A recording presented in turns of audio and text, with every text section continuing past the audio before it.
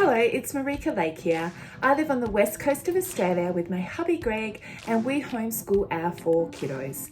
We have Will, who's in grade 9, Em is in grade 5, Cruz is in grade 3, and Jackson is in grade 1. And we are going into our 5th year here homeschooling in the Lake House Homeschool. In today's video, I am going to show you the books and resources that we are using to teach grade 9 here in the Lake House Homeschool. Now, I must admit, when we started homeschooling, we've been homeschooling for 5 years now, and my son was in primary school, but over the years, obviously, he's gotten older and is in high school now, and sometimes high school can feel really scary. Like, lots of people said to me throughout my homeschool journey, oh, you're going to homeschool during the high school years? And I'm like, oh, and I'm like, yeah, absolutely. No big deal. So it actually has been no big deal. The curriculum that I have found and that we use, we absolutely love. My son loves using it, and it is working well for us. So enough of my chatting. Let's get in and have a look at all of the things we're using to teach grade 9. So my older son is going into grade 9 this year, and this is the main curriculum that we are using.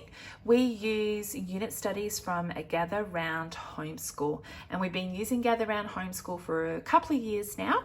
I have done lots of flip throughs and talked about Gather Round Homeschool here on my channel, so I'll fly a card up the top and leave a link in the description box down below if you want to have a look inside this curriculum and find out more about it.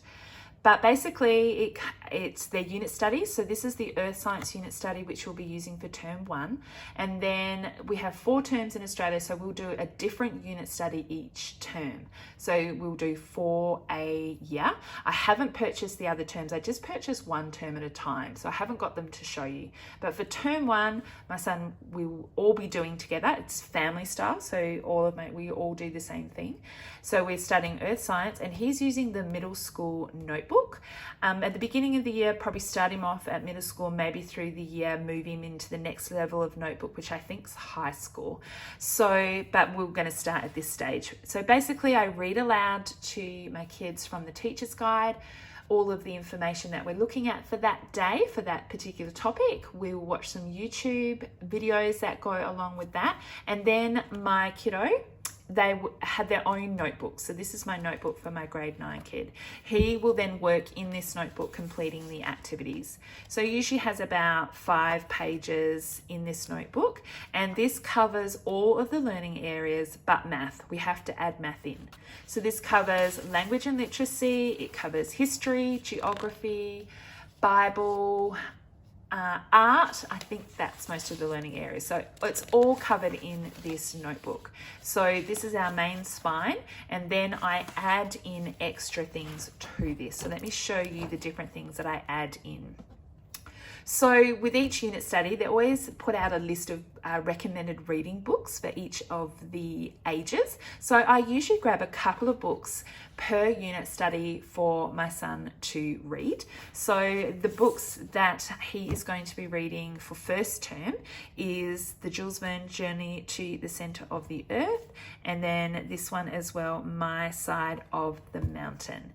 As I said, I'm only showing you what this unit study is for term 1, simply because I don't buy the other terms a year in advance. I just go term by term. So we get to the end of this term and we'll decide what it is we're going to study next term, and then I'll purchase the unit study and then purchase him a couple of books to read.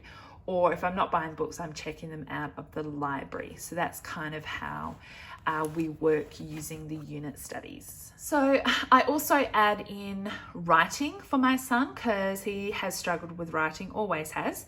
So for the past few years, he has been using this Jump In writing program, which is the middle school composition. I have done a flip through of this writing program. So again, I'll fly a card up the top and put a link in the description box down below to the video so you can find out more about this writing program, and a link to where you can purchase it from as well.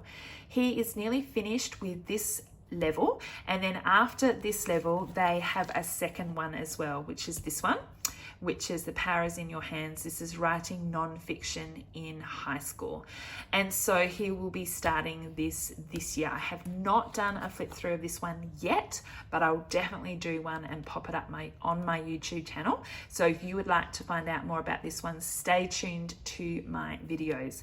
So we just add in writing every day that we do our unit study. These are really great. They just take like a writing project. Say they're teaching you how to write a report. Each day you can just work for 10 minutes on writing the report, and then you get to the end, and then you can, with all of the skills that you've learned, then you can put together a report. And so it's really easy to add this in to our unit study. So he is finishing off the Jump In writing program, and then he's going to move into this one, which is called The Power Is In Your Hands. They are by the same author, Writing with Sharon Watson. So that's the writing. I also throw in extra Bible study. So he is working on Foundation in Romans. This is a Romans Bible study for grades 7 and 12. This is a Charlotte Mason. I think I got this from Simply Charlotte Mason, and he was working on this last year. So he will just continue to finish this off this year. So that's the Bible study he is working on. And then as I use a American/Canadian curriculum, I always make sure I throw in Australian history to go along with our learning. So for Australian history, he is reading this book, which is called The Story of Australia for the Young and Curious. So he is working on reading that. And then I also grabbed a couple of workbooks from the Australian homeschooling series for him to work on as well. So I will link these in the description box down below if you want to check out where I got them from. He is going to be using this one, which is Basic Economics. This is for years 8 to 10. And these are all the subjects that he will be looking at in this book. It's just a really simple workbook. So what it does, it will just have like all information that he can read, and then it will just have questions based on what he has read. And the book does come with answers as well, so that you can mark that. So he will be using that one. And then I also got this one as well. This is Australian history from 1901 to 1945, and you can see here is the subjects that's going to be looking at in this book. This is again for years 7 to 11, and this has the answers included as well, and it's set out just like the other book. It just has information that he will read like that, and then has like comprehension questions that he can answer. I love that they include the answer keys in this book.